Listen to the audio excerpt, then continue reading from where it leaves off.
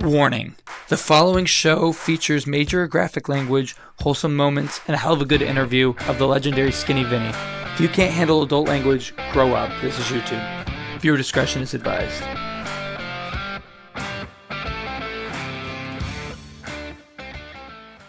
What's going on, guys? So this week we had a very special interview, and we're going to start calling these kinds of interviews special presentations.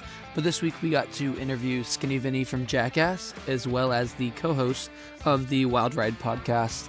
And it was really great getting to talk with him. Super down-to-earth guy, and I feel like he had a lot to talk about sober living. So hope you guys enjoy this video. It is a really big step for us, and I didn't really record an intro, so we're just gonna hop in right here, guys. All right, peace. I'm kind of curious. We've talked a lot about this, and I kind of want to get to know more about you and your journey.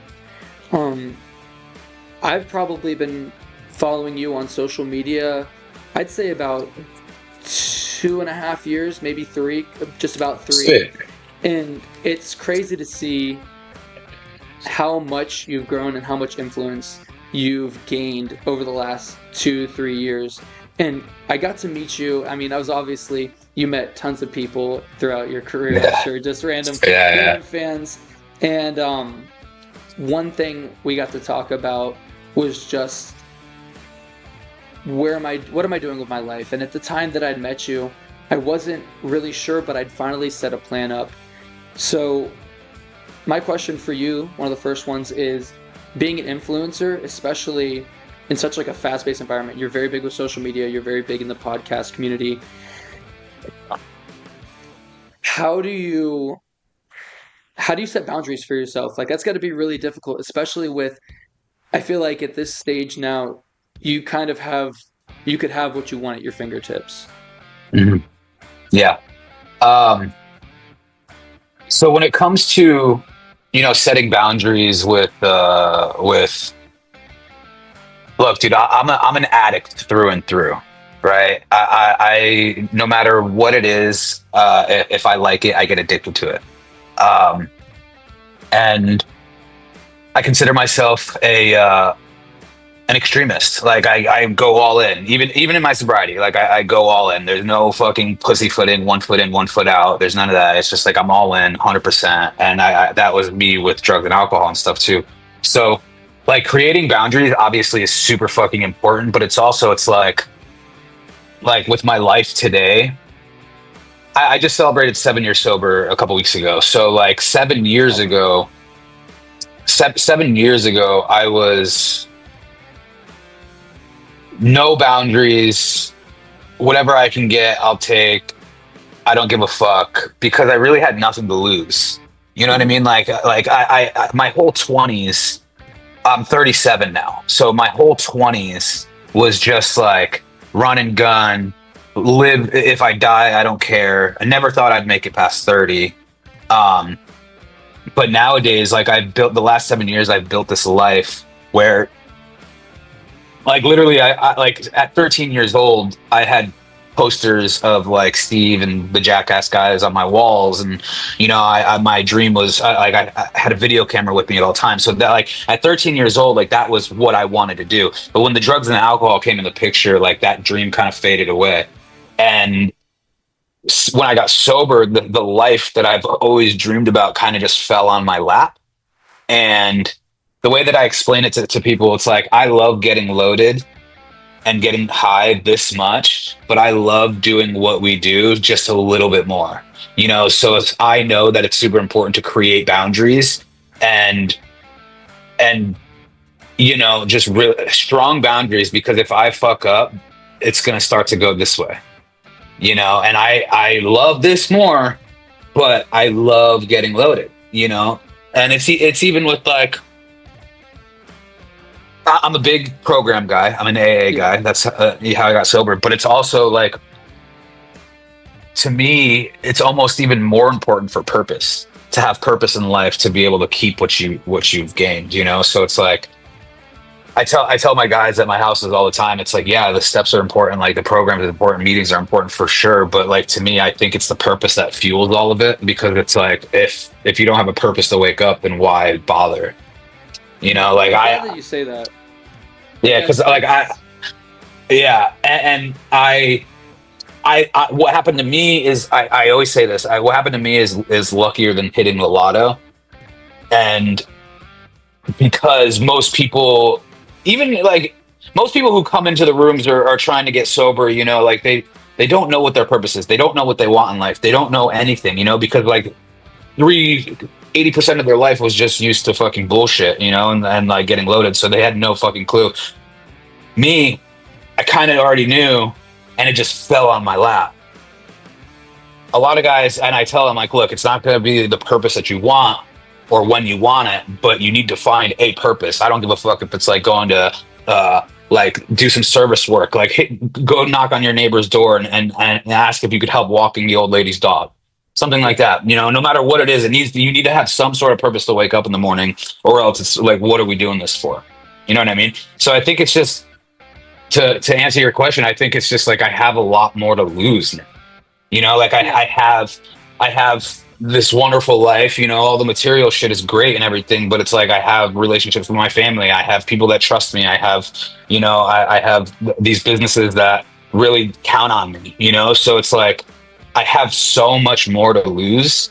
And plus, it's like after a couple years of sobriety, you like I think the science behind it is like once you stop like all substances, it takes about a year and a half for your brain chemicals to go back to normal. So you start to have a mhm, different perception of life.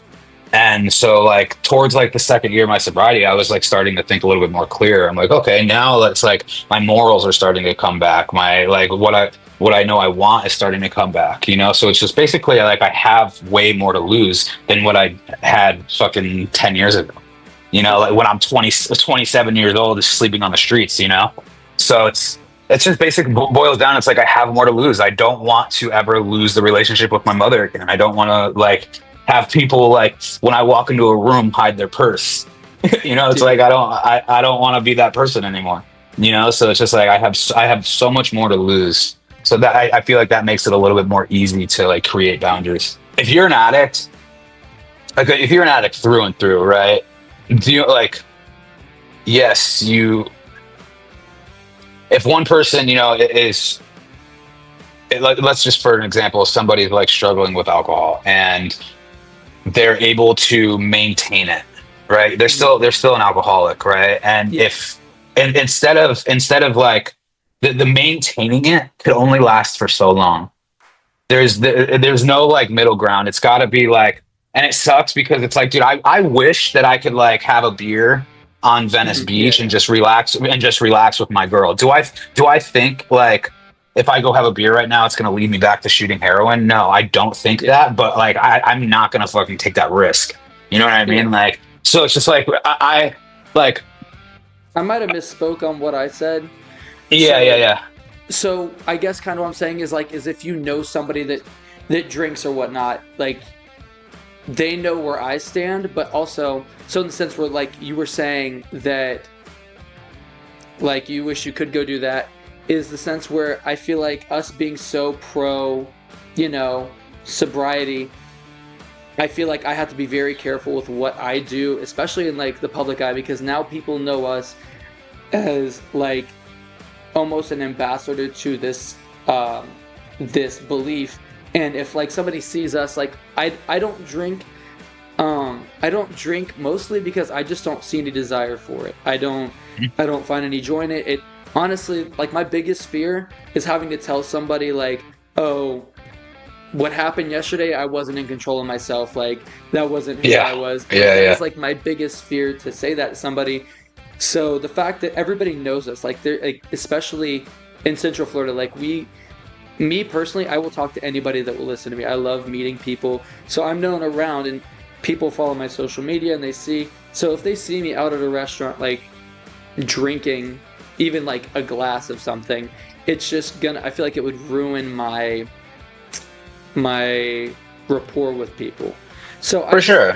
yeah, I don't have any draw to do it, but like I have to feel like I have to like walk on eggshells in that sense. But Yeah, I mean, if I had anything to say about that, it's basically like look, dude, if what you're doing is on point and you're not hurting anybody, there's no need to walk on eggshells. You know what I yeah, mean? It's like it's it's like, yeah, I like 99.9% of my followers or look up to me know that I'm a sober guy. And it's just like, yeah, if I was to post something online and it looked like I was drinking a beer, I'm sure that I would get some feedback and like say what's up. But if like I know that I'm not hurting anyone and not hurting myself, Mhm. I'm not gonna walk on eggshells. It's like Oh, I I'm like yes, I care about my following and yes, I care about my public image, but at the end of the day, if it's like if I know that I'm doing right, I don't give a shit what anybody yeah. else thinks. You know what I mean? And It's it's like, very weird. but yeah, it is very weird. But it's like, but the social media and the limelight, it also gives you some sort of accountability too. It's just like, oh, like you were saying, I don't want people to see me all fucked up, so I want to continue doing good. But if I'm not hurting anybody or hurting myself, then who gives a fuck? Yeah, and it's weird because like I've never like my whole life I've never particularly cared. Like, there's always like that little bit about you, like even the person who Yeah, cares the least about what people think, there's still for that little sure. bit. But it Yeah, hasn't been until this, like doing this, where I want people to get the right idea. And it's so easy to just jump to conclusion. It's way easier to jump to conclusion than to reach out to somebody. yeah, So that's totally. one thing we talk a lot about is, communication is super important, especially in this Yeah, yeah, yeah. community, because I've seen lots of people come and go, and even though they might not be, I might not see them for a couple weeks. I know that if they need to, they can reach out to me. There's a bunch of people that are Yeah. there for them, and that support group and this my support group is my boundary from keeping me from doing things. I've been given lots of opportunities to do heavy stuff, but I luckily never had. I feel like now, like at this point in my life, if I ever were to do that, that would be like the breaking point. Like something would Totally. happen. I would find something, and that would be like, that's my addictive thing. And my whole life, I spent trying to do things for other people because they were in charge of me. It wasn't like trying to do a good deed. It was just I had a weird authority complex. Like I would just For sure. do whatever I was told because I grew up in the church. I grew up, especially in high school, I grew up in the Southern Baptist Church, like really corrupt Southern Baptist church. And I,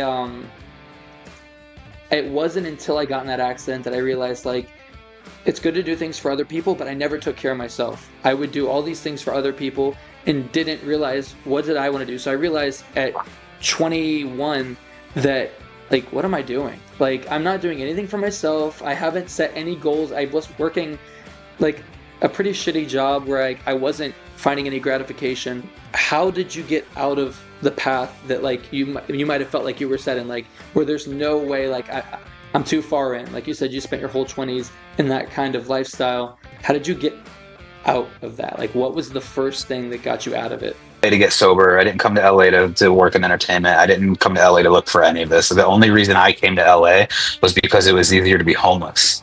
And because I was homeless for a few years prior. And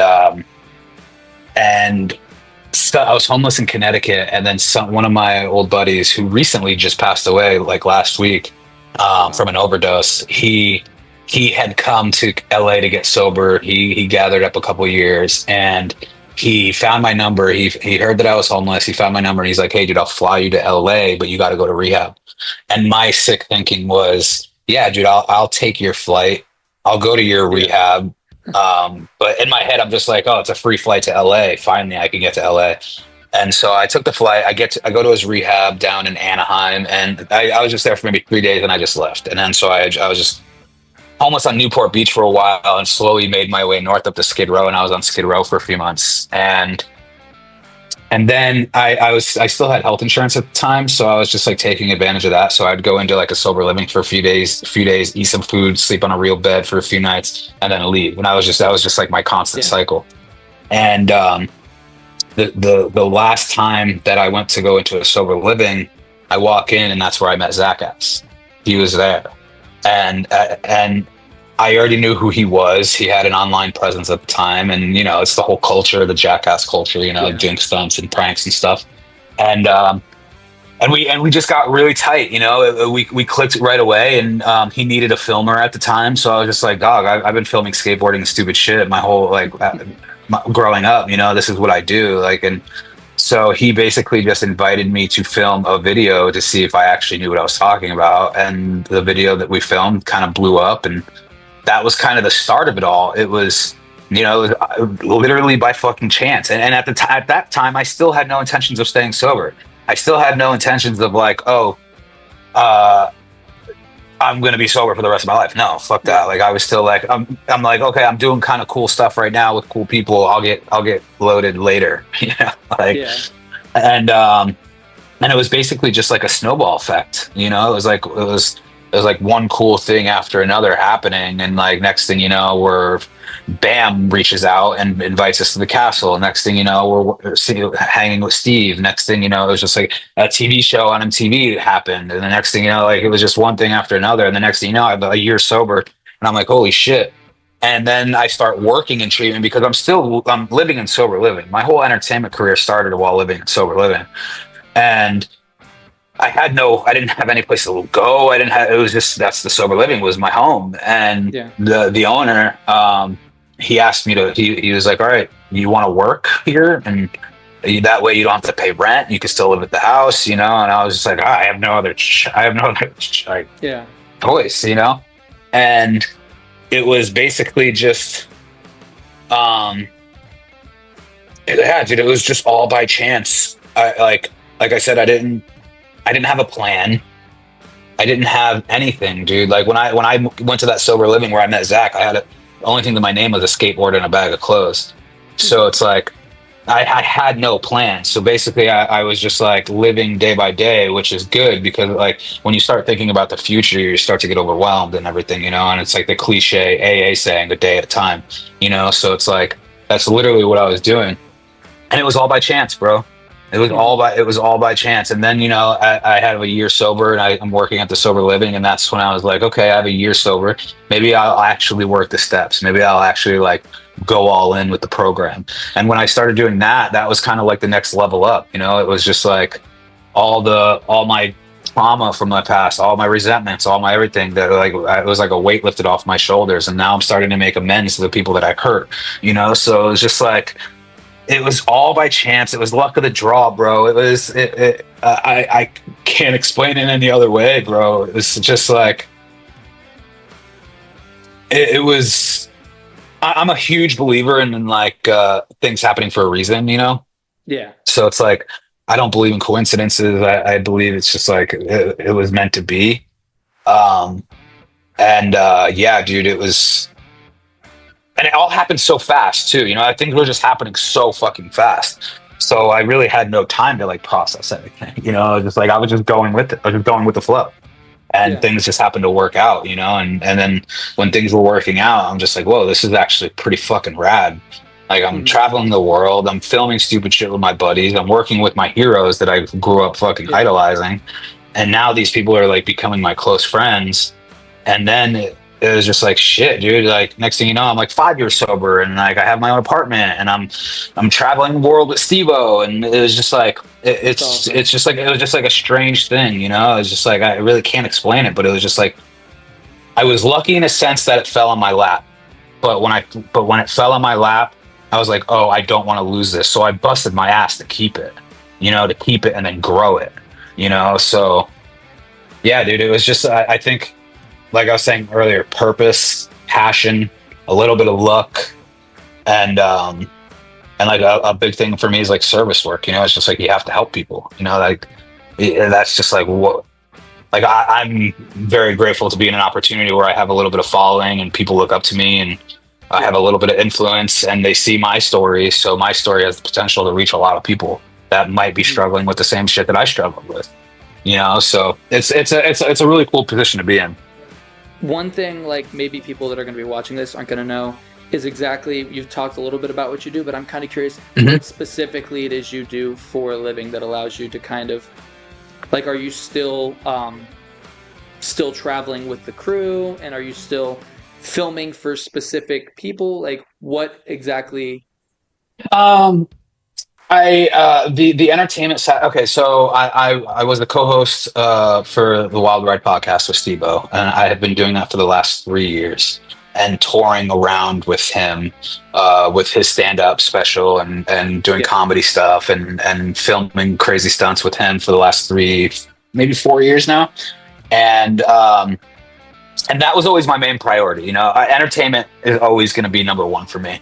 And recently, things have kind of have slowed down a little bit as far as entertainment goes. And while I was always doing that with Steve, I always had my recovery, like the sobriety stuff on the side, like the sober livings and working with rehabs and stuff. And that was always on the back burner. So it's like whenever we'd come back from tour, I'd go back to the sober livings for a little bit, for a couple weeks, and then we'd go back on tour, and then I'd go back to the sober livings.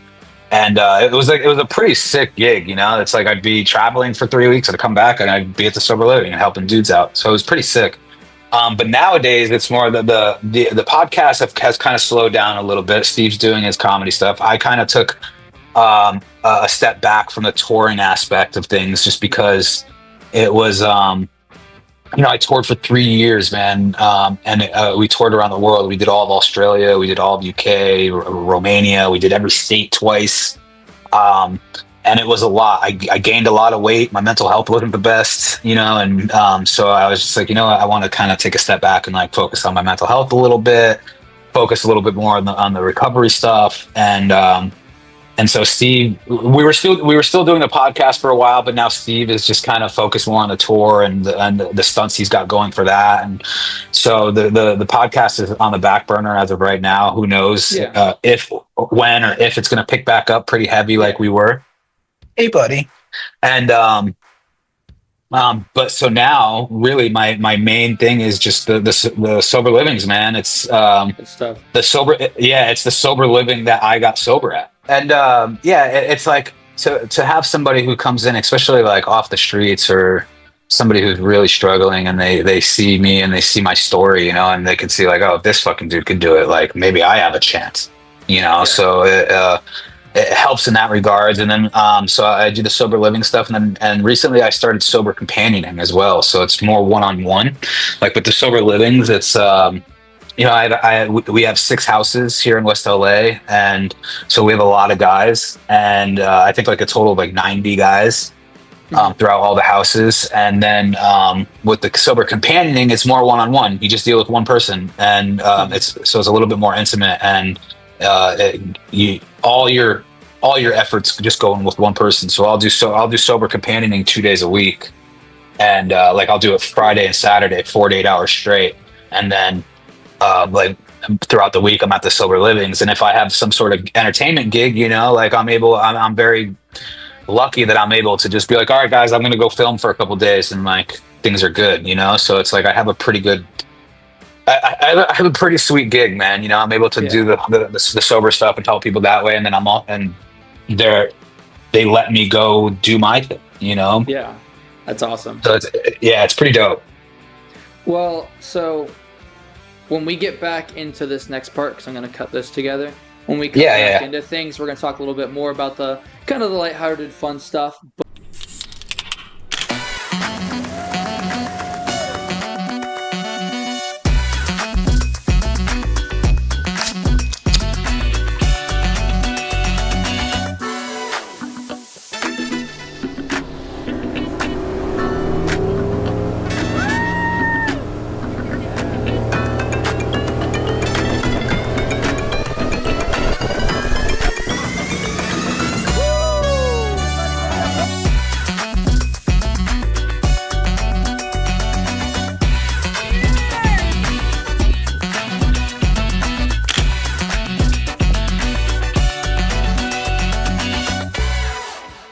It's good having the support group I do. Like, that's why it's hard to explain to people on this level, like, how accepting and welcoming the community that we are in is, just because I don't want to, like, dump all that shit on people. So yeah, totally. I have a lot of, I used to be the same way, bro. I used to be the same way. I didn't like to burden people. I didn't like to, but then I realized it's like, dude, we can't do this on our own. Mm-hmm. We can't, like, there's no shame in asking for help, especially if you're not doing anything wrong.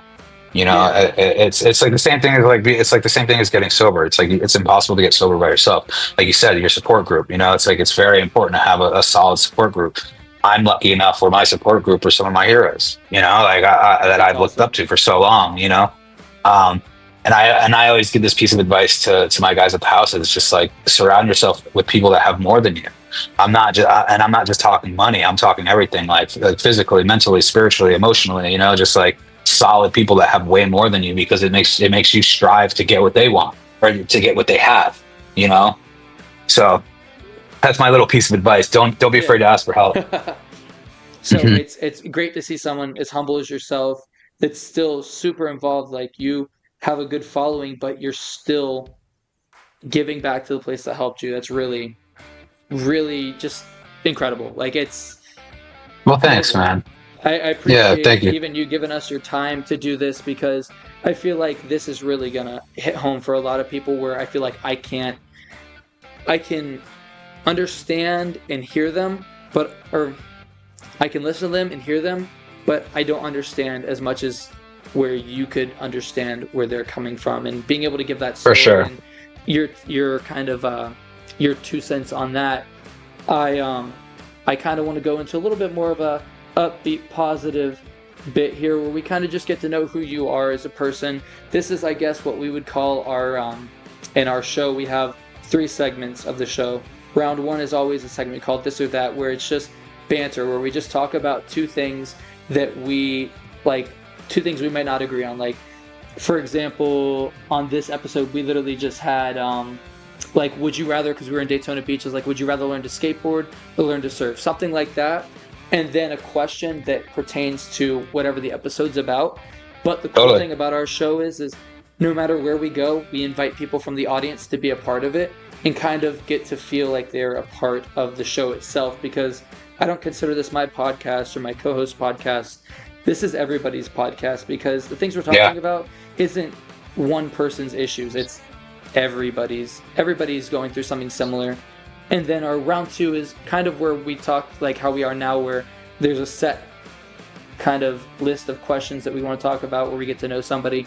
But then our third round is always called Breaking Barriers, where we break down the barrier between podcast hosts and just members of the world, the members of the community, where we talk about things that just, it feels like you're talking to a friend, and it allows you to not feel like, one thing I have an issue with is, these podcasts where they hold themselves to some celebrity status, where I've just seen a lot. Like, I see a lot of people that are so disconnected from the world, that this, I feel like us being able to do this with people, it just kind of seems like we're grounded. Because seriously, especially now, like, we've been doing this for 6 months, and we're nobody special. We're just peoples. We're just dudes and guys and gals. So I kind of want to get to do almost a breaking barriers with you, where we get to know who you are, and it feels like you're just talking to a friend. And especially with the way that we're recording this, it's going to be very even more personal, I feel. So For sure. one of the Let's rock and first roll. questions I had for you was, you get to do a lot of cool things, and you seem like you have a very go lifestyle, but in the very little time you get where you just get to relax and you're not working, what is your escape from reality? Like, what do you do whenever you get as much free time as you want and you can just do anything? What is that thing? It's so funny you asked that, because I didn't know for the longest time anymore, because my life was so go go go go go go, and I barely had any time to myself. And now with the podcast and the entertainment side of my life kind of slowing down, I was just like, I had so much more time on my hands, and I was just like, oh my god, what do I like to do? Because all what I liked to do was film stupid stuff with my buddies. That's what I like to do, and make people laugh. But then it turned into a job. It turned into my career. Yeah. And so when that kind of slowed down, I'm just like, oh shit, what do I do with my hands? What do I do with my life? Well, I don't know what to do anymore. And it just so happened that, like, my buddy Scott, the co-host of Wild Ride, he gave me the motorcycle. And like, Oh, that's awesome. this was just like a month ago. Yeah. And I have found riding that bike has been like so therapeutic to me, where it's because, like, when I'm riding that bike, man, it's like my whole world just shuts off, and the only thing I'm thinking about is being safe and enjoying the ride. So it's just like, my new hobby is now motorcycles. Like That's I'm like awesome, dude. So now much I'm like fun. going. Yeah, now I'm like going down the rabbit hole of like motorcycles. I'm like, oh God, I can't wait to upgrade this. I can't wait to get a new one in 2 years. I can't wait to ride here. I can't wait to do that. So it's just like that has been and now I'm talking about like my girl. I was like, my bike that I have only has one seat, so we're talking about like getting a back seat for it and getting her a helmet and her coming to ride with me. And then we're talking about, hey, would you like maybe you should get one too, and then we could ride together. So It's it's the like. best feeling. Yeah, so the motorcycle has been a really cool thing, and but other than that, dude, I love like which I don't do as often as I wish I did. Is just spas and shit, like going to get massages and spas and like, I just love to be able to go to a spot and just relax and have my outside world just shut off for a little bit. But yeah, dude, it's the motorcycles have been my new hobby, and just like, and now that we just got the kittens, Yeah, I'm that's gonna be a I'm lot of really fun. enjoying that. Yeah, I'm really enjoying that too. We so it's kind of funny. So everybody a part of our crew for the show like has some draw to motorcycles, but my co-host Lauren, she just started dating this guy and he's really big into the motorcycle scene. So like she just went to Miami a couple weeks ago and now she's going to there's a bike thing going on at the Daytona Speedway. So they're gonna go over Yeah, there, but she's now getting into it. So it's a lot of fun. She's learning how to ride and but yeah, it's awesome to see. I think I'd seen something on your Instagram about you riding motorcycles. But what kind of motorcycle is it? it's a 2017 Royal Enfield. Oh And wow. I didn't know shit. So my mom and my father, before my father passed, they were Harley people. They rode Harleys their That's whole what I life. have. And yeah, like Harleys and Triumphs and Indians are the only bikes that I know a little about. But Hmm. I was never really. My father died on a Harley. He got Oh hit by a wow. drunk driver. He got hit by a drunk driver. Holy So shit. it was. So growing up, it was always like my mom was against me getting one, and I never really wanted one, and then as I got older and then sober, like the thought of getting one always popped up in my head. And then I talked to my mom about it, and she was just like, you know what? I knew this day was gonna come. Like you would look good. You would look good on a bike. And so she gave me her blessing, but I still had no interest of like I was never really gonna pull the trigger yet. Yeah.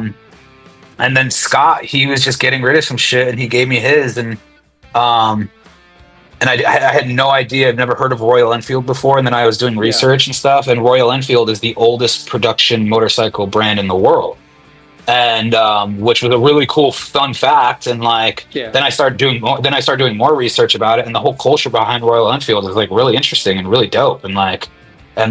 they're like the Harley Davidson of in India, Yeah. and they're It's and crazy like how the big the UK bike and life is stuff. over there.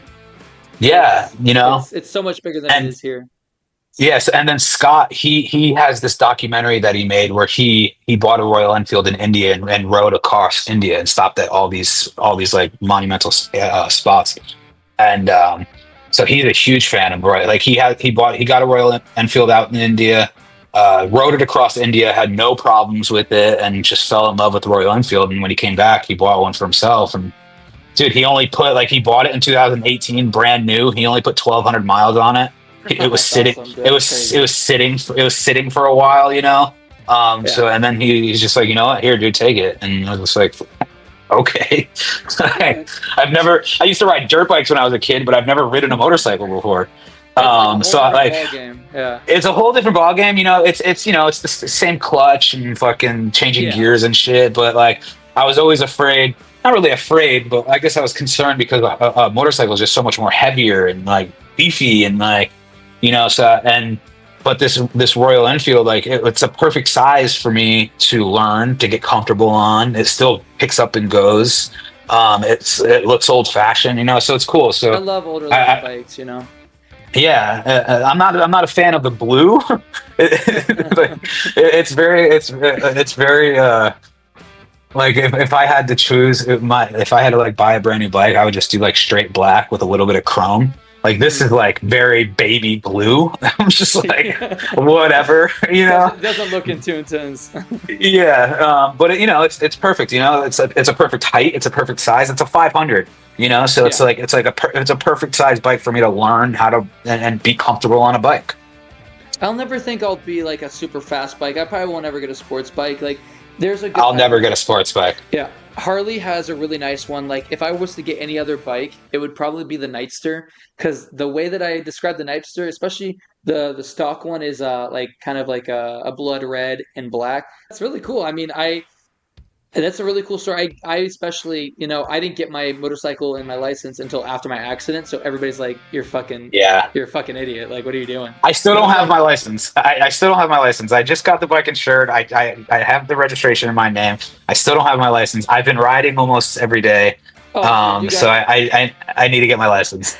you have to let me know when you get that, man. Who knows? We're gonna be traveling a lot, man. So we're gonna be once this thing goes down on Cinco de Mayo. So we're doing an episode in Dallas, Texas, with this business, and it's their anniversary of their opening date is on Cinco de Mayo. It's like, what a perfect episode!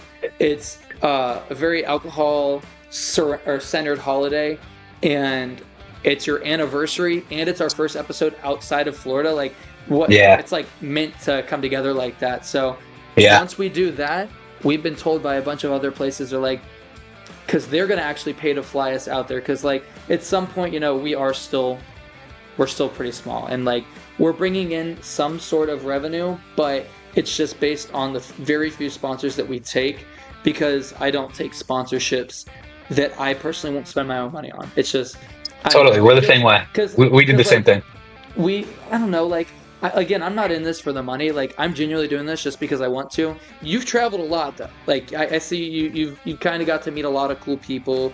And one thing I was kind of curious, because, you've probably met a good couple hundred big names. I was kind of curious, who has probably been, like, one of your favorite interviews to do on the podcast? Oh, that's such a hard one, man. And I get asked that question all the time. It's hard to pick a favorite, Most memorable. because the most so Gene Simmons was a big one. Mm-hmm. That was a pretty big, memorable one for me, because cause obviously that we film in a van. Yeah. And so that gives us the opportunity to go to whoever's, maybe we're going to the celebrity's house or a business that they created or whatever. And Gene Simmons has a restaurant that he opened up a couple years ago in Long Beach. So we filmed his episode in the parking lot, and then we had lunch with them at his restaurant after we filmed.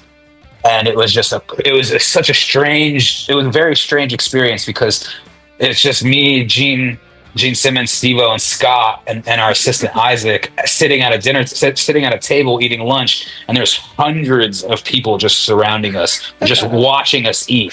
So it was a very cool and strange experience. But that was very memorable. Another memorable one was Mike Tyson. Oh, man.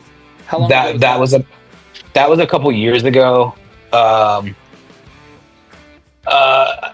For me, like, Knoxville was always a memorable one, just because it's Knoxville, Yeah. and like any of the Jackass guys, Bam was a big one for me. But then, like, we go like total opposite end of the spectrum, and we, like, Paris Hilton was a good one, or not Paris Hilton, Paris Jackson, Michael Jackson's daughter. Yeah. That was a big one. Mod Sun, we've done. Patrick Bet David. Okay. Jelly Roll was a big one. I love the Jelly Roll one. That was awesome. Yeah, That's really cool. yeah. There's just and like, dude, like, we've done so many that I'll like, oh shit, I'll like, somebody will say a name, I'll be like, oh shit, we did a podcast with him. Like, I'll just forget, because there's been so many. Yeah, dude, but Tyson was a big one for me. And Knoxville was a big one. They all have their certain style, so it's hard to pick which one was the best. I like Birdman, for example. Fucking, like, I grew up listening to fucking Birdman and Wayne and all that shit. So that was like a huge one for me. Young Buck was a big one, for fucking G Unit. So it's just like I grew up listening to that shit. So it's like, So that was a big one for me. And then we've had smaller people on too, you know, and they all just have their own style. So it's very hard to pick which one has been my favorite. Yeah, for sure. Yeah. It's one of the hardest things. So I never have an issue talking. I could talk forever. But one thing that I find really hard is convincing people that they would do well on a podcast. Like my co-host, up until we started rolling the first camera, like the first few minutes, like she was like almost in tears. Like she's like, I don't know if I can do this, blah blah blah. And like I was Yeah. and she's so good with a camera. Like she travels the country going to like crazy shows and like music events. She loves to do that, and she's like a really good photographer. I'm like, dude, imagine you're just on the other side of that camera, like that you use. Like these people realistically don't even notice that you're taking pictures or like taking photos of them like that. And I told her, I was like, just ignore it. I've been kind of used to like, I'm a very big talker, like I keep saying, like I'm used to talking, so I don't even notice it.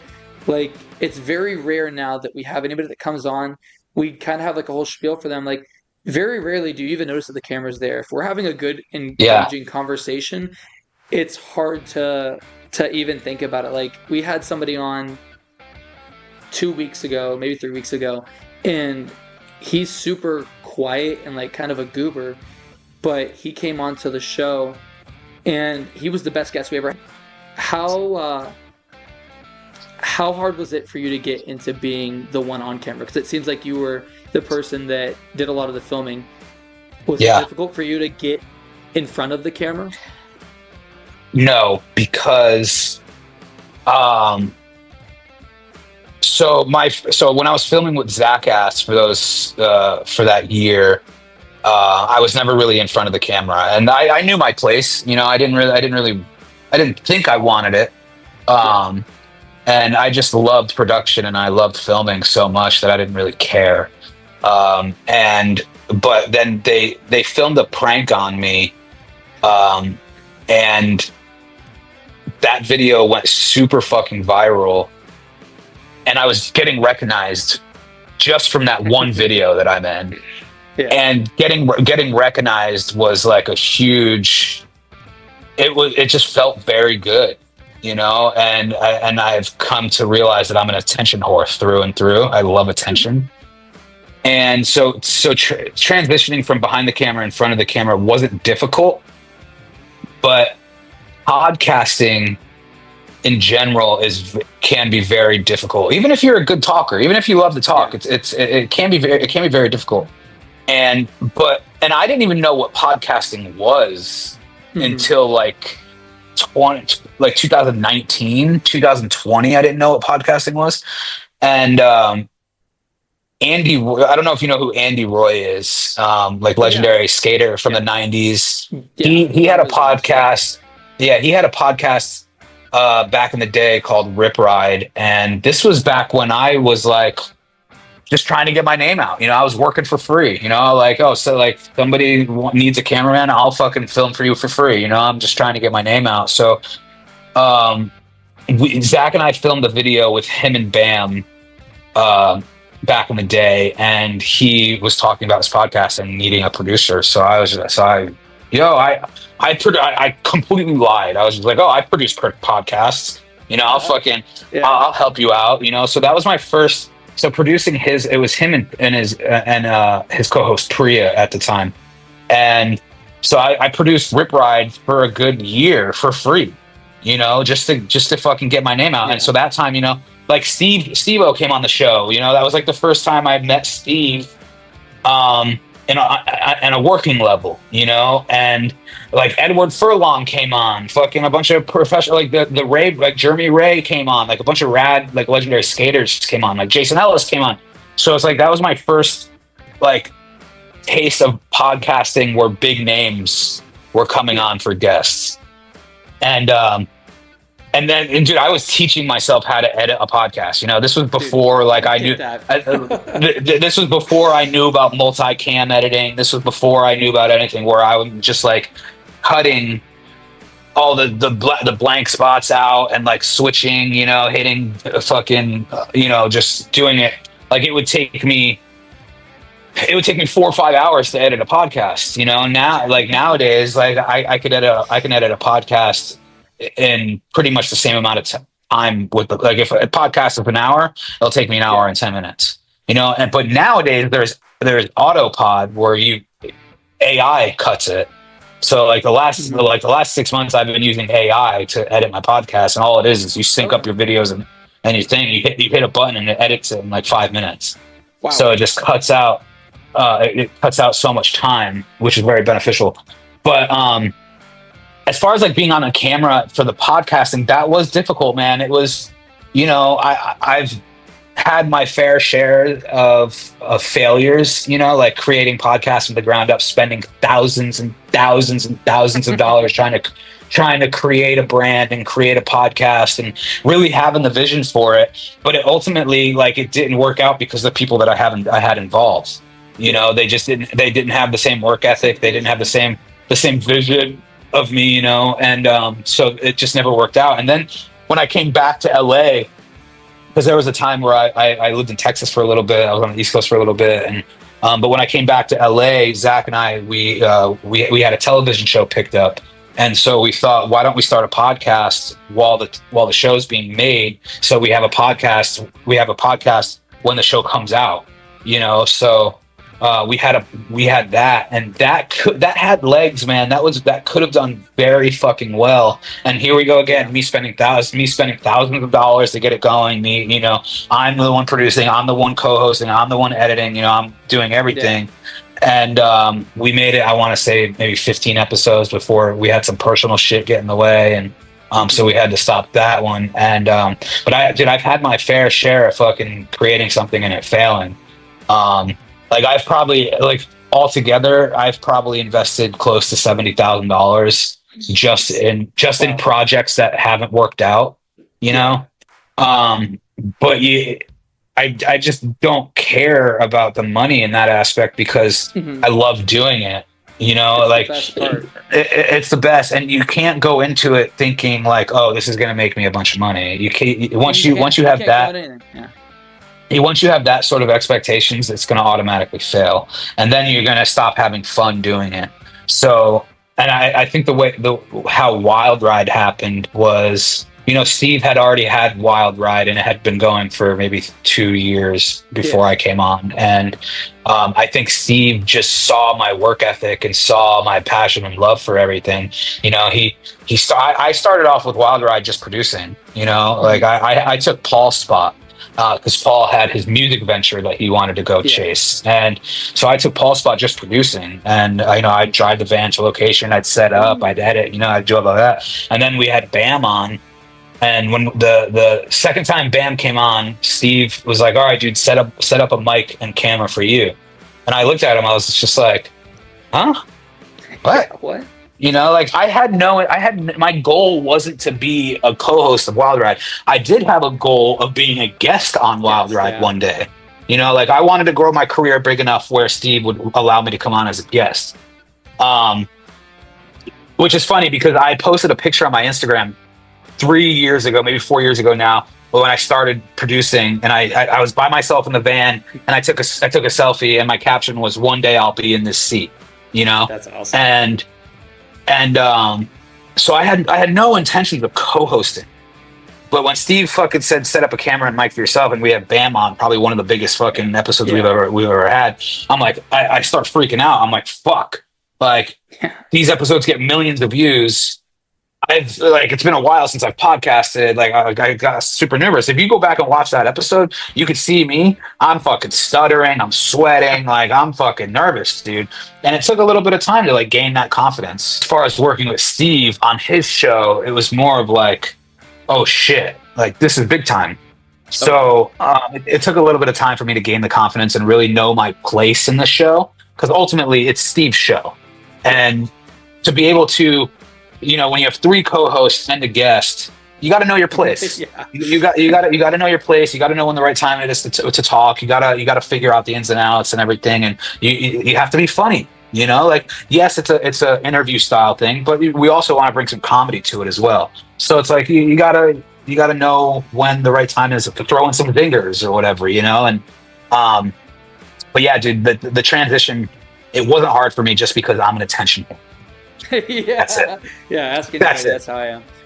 Yeah. So I feel like so honestly, so there the blessing and the curse of it is we do ours with a live audience. Like I've always like it was funny.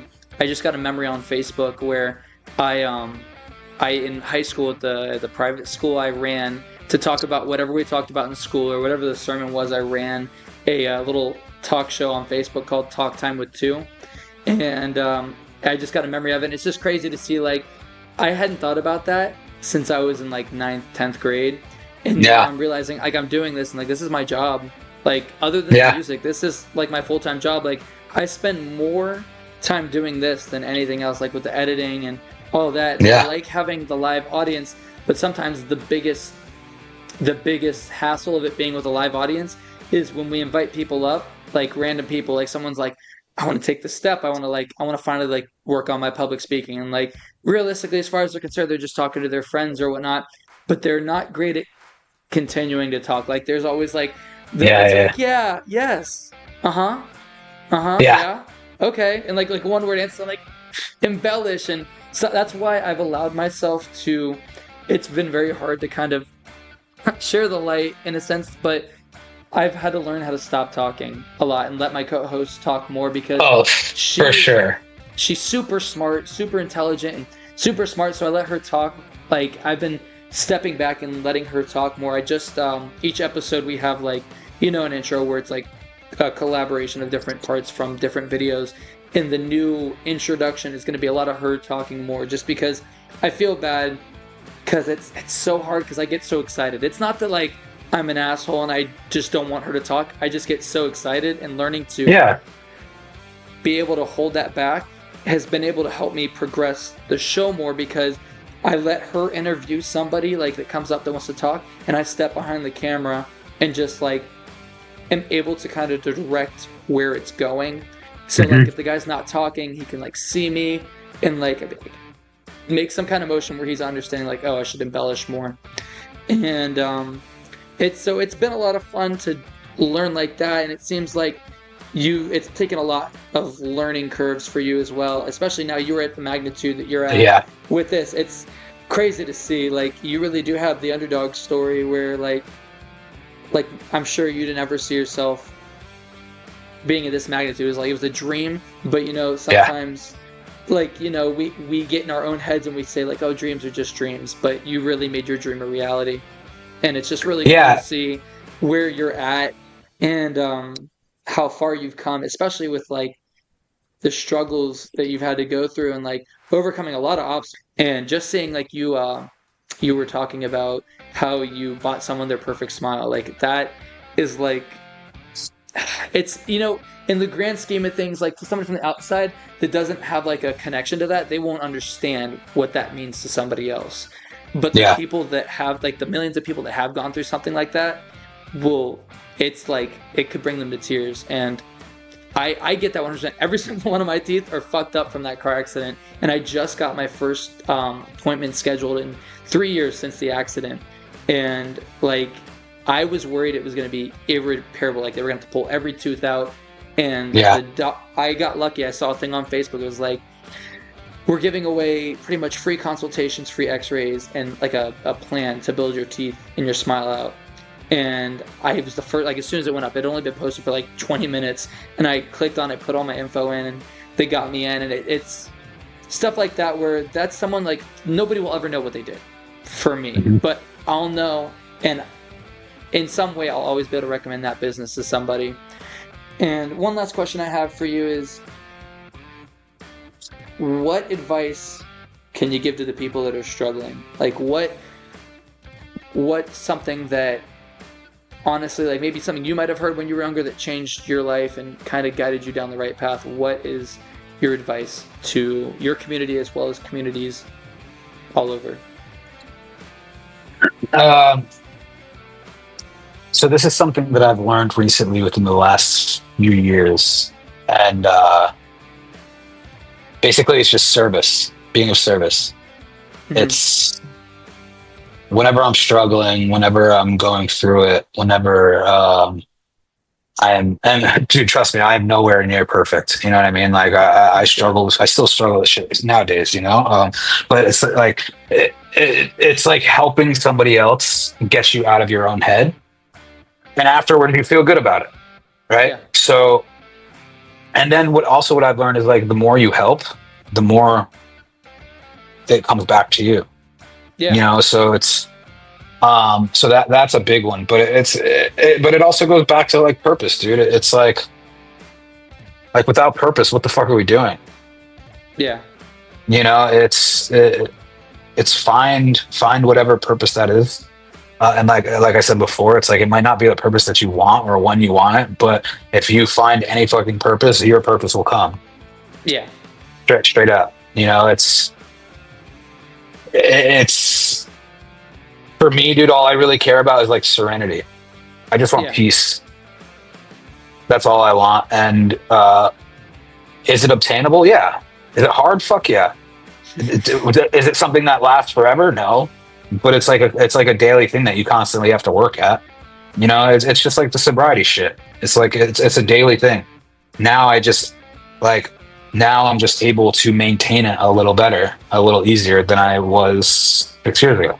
You know, like the more time you give it, the easier it gets, and that goes with everything, dude. I mean, it's just like find something you're passionate about, find a purpose, and just fucking do it. That's it. You know, it's just like the hardest thing is starting. The hardest part about everything is just starting. I want to give you the Yeah, last couple minutes to kind of maybe talk about some things that you have on your heart, like if you have like anything you want to promote that you have coming up, and especially any programs that you want to give out to the public to know, like that they can reach out to. for sure, for sure. I'll start off with if anybody's struggling, feel free to reach out to me via DM. We have a very good program here in West LA. We have men's houses and female houses. It's called Designed for Recovery. Um, and then we also have something open that just opened up in Phoenix called the Embers Recovery. So if don't be afraid to reach out. Like if you're struggling, if you fucking need help, like I said, don't be afraid to ask for help. Reach out to me via Instagram at Skinny Vinny. And then also I'm working on this comedy sketch show. Uh, hopefully I could sell it and it gets picked up and maybe you'll see it one day on Netflix or Hulu or Amazon or That's whatever. awesome. But I'm working on pitching it right now, and hopefully something comes out of that. But yeah, just follow me on Instagram at Skinny Vinny.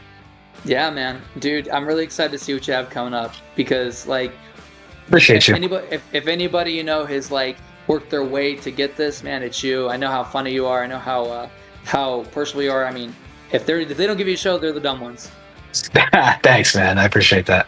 We're gonna be linking the places that you mentioned down below in the comments, down in the description, especially the recovery homes.